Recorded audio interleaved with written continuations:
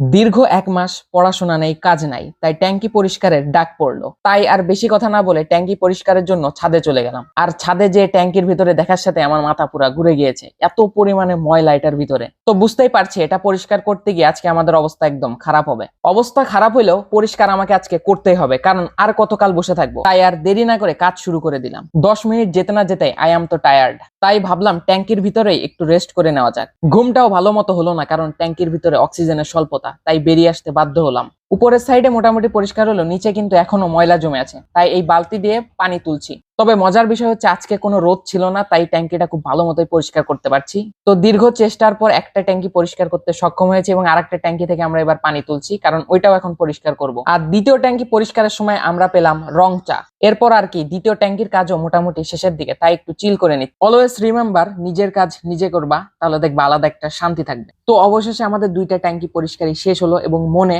বেশ একটা শান্তি লাগলো। আজকের ভিডিওটা এই পর্যন্তই। See you in the next blog.